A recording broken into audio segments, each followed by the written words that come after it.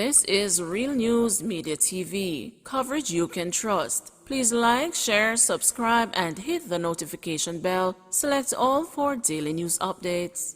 Good afternoon, my Real News Media TV family. Welcome back to the channel for another news update for February 25, 2023. And in the news this afternoon, 3 men freed of bus conductor's murder. After 11 years, 3 men were acquitted of a 2011 murder on Friday at the Supreme Court.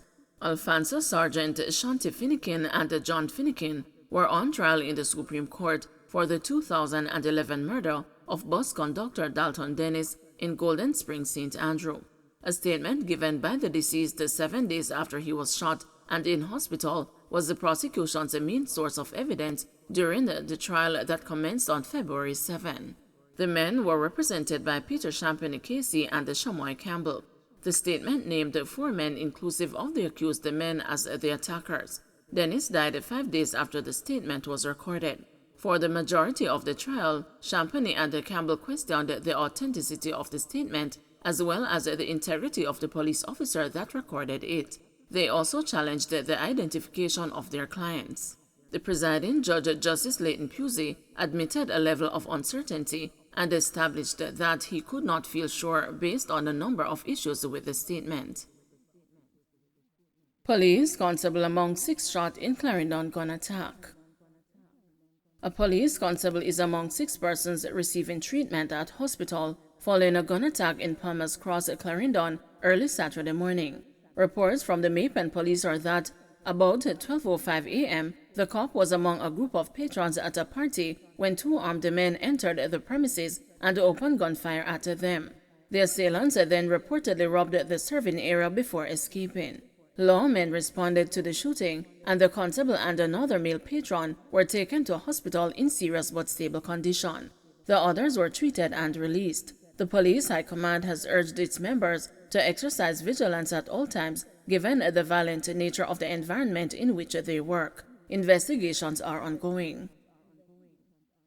Man found dead in Greenwich Farm, believed to have been involved in shootout with police.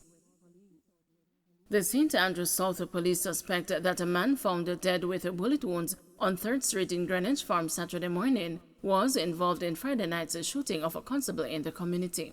Senior Superintendent Kirk Ricketts, commanding officer for the police division, told the news that the deceased was clutching a firearm. SSP Ricketts said the body was found while the police were carrying out a search of the community following the attack on a patrol team.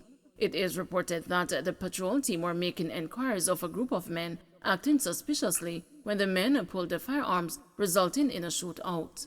SSP Ricketts said a constable was wounded during that exchange. He said the police suspect that the dead man was among the group that shot at the patrol team. Church wants Integrity Commission protected from possible suppression. The Jamaica Council of Churches says the Integrity Commission needs to be protected from possible suppression of its authority and that its independence must remain protected and preserved. In a release Friday, the church group said there is a need for the nation's continued commitment to the important role of the Commission as an essential tool in the governance mechanism of the country's democracy. The release from the group comes against the recent attack against the Commission after it released a report in Parliament in which Prime Minister Andrew Holness was referred to its Director of Corruption Prosecution after irregularities were cited in the award of contracts awarded to a close friend of his when he was Minister of Education.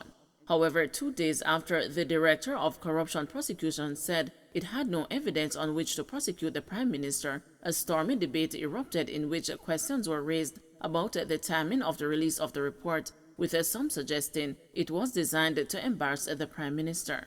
The Commission denied the allegations, pointing out that both documents could not be tabled in the House at the same time. The JCC said the Integrity Commission has attracted intense scrutiny and adverse criticism from many stakeholders in our nation. The partisan and the sectarian reactions to the IC's tabling in the Parliament of the report of the Director of Investigation and the ruling of the Director of Corruption Prosecution are understandable and expected as the respective proponents exercise their constitutional rights of free speech. It added the Commission has responded to these accusations with a statement which has essentially pointed to the prescriptions of the law as the basis on which it has understood and exercised its authority and conducted its affairs. At the same time, however, the JCC said that greater benefit could be derived from an effort by the Integrity Commission to provide greater clarification regarding its actions and supports the call for it to do so. 2 new tax offices for Manchester, says Clark. Minister of Finance Dr. Nigel Clark says plans are advanced for the building of a new tax office in Mandeville in a few months, even as excavation work has started for a new tax office in Christiana. He also announced the plans for tax offices. Over the next few months, our plan is to upgrade the tax offices across Jamaica. The renovation of Montego Bay tax office is underway, and we are going to break ground in Mandeville soon, and others are in the pipeline to come, Clark told his audience, consisting of political and business leaders on Thursday, gathered for the groundbreaking ceremony of the $670 million Christiana tax office. The news was told that the proposed site for the new location in Mandeville is in the vicinity of Perth Road and Bloomfield, north of the town center. The finance minister pointed to the US $188 million May Pent-Williams Field leg of Highway 2000, which is scheduled for completion in August, and hinted that major projects will be announced for Manchester. We have some allocations that we are going to announce next week that will ensure that soon and very soon, we all will be able to drive on that highway on the route to Mandeville and Christiana, said Clark. Government, he added, is focused on infrastructural development. We are connecting the country and enabling commerce and increasing efficiency and increasing productivity, he said. The construction of the new tax office in Christiana is expected to be completed within 18 months. The current tax office in the town is located on rented premises. Dr. Clark said many tax offices were built decades ago, some from horse and buggy days. They are woefully inadequate to serve Jamaica today.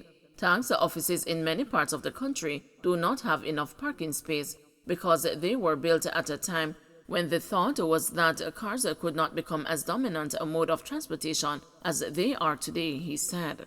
Our tax offices are not only constrained in their parking, but they are also constrained in their internal accommodation, service points, and seats. As a result, it can be an experience for taxpayers that leaves something to be desired, he added. Dr. Clark said the government has fiscal space to remedy infrastructural issues. With our debt going lower, the possibility exists with the fiscal space that is created for us to address the deficiencies in our infrastructure in the country, and by addressing and improving those infrastructure deficiencies, we thereby improve a quality of life, he reasoned. Over the next decade, Jamaica is going to be in a position to spend hundreds of billions of dollars to improve public service delivery through infrastructure upgrades, he added. Don't forget to like, share, subscribe, and hit the notification bell. Select all for daily news updates.